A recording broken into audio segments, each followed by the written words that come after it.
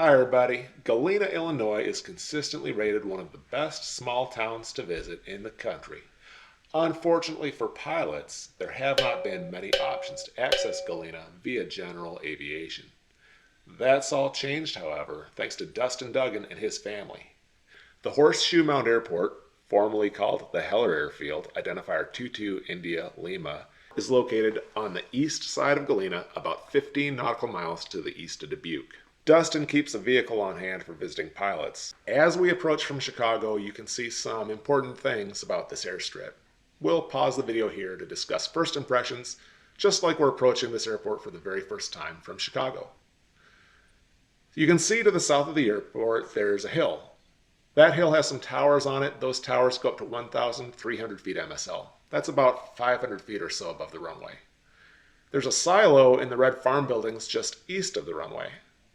And speaking of that runway, from this angle, you can see its gradient pretty well. It's got a 5% gradient on it, and that favors landings on runway 15 and departures off of runway 33.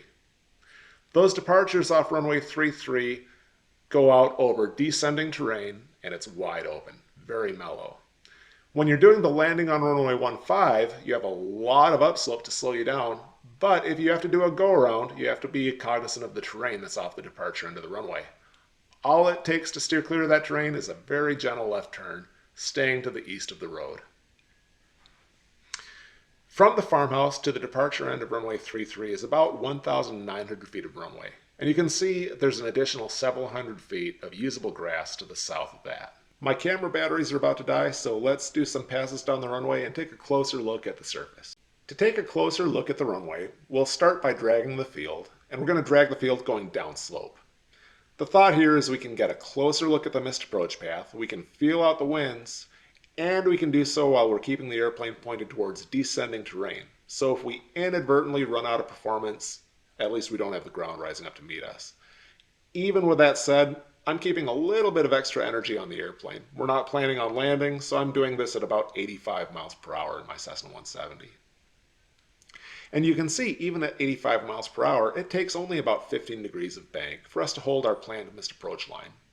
That's not too shabby. This is the crew car. This is the tie-down spot.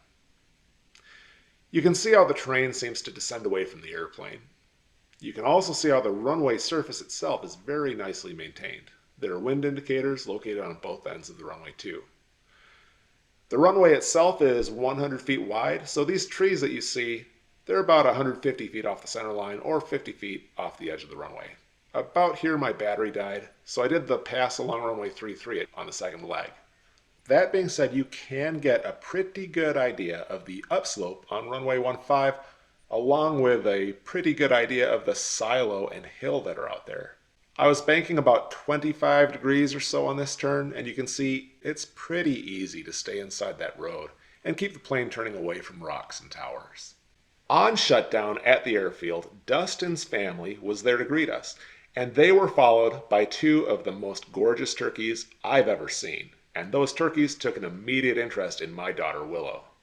Speaking of family, and speaking of daughters specifically, Dustin's daughter happens to be a flight instructor at South Dakota State University. Her name is Anna.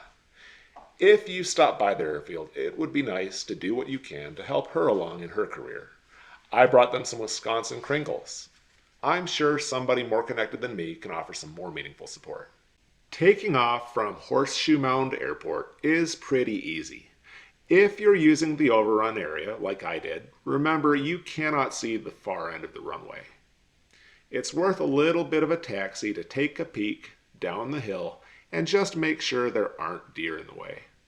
If you do decide to abort the takeoff, remember that you've got a 5% downslope, which you're going to have to deal with as you try to get the airplane stopped.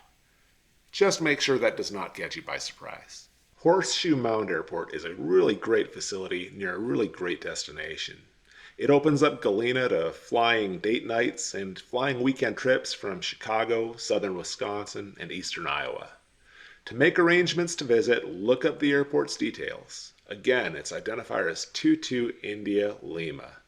Dustin's contact information can be found there. He welcomes visitors. I wish his daughter Anna the best with her flying career. Thank you for watching.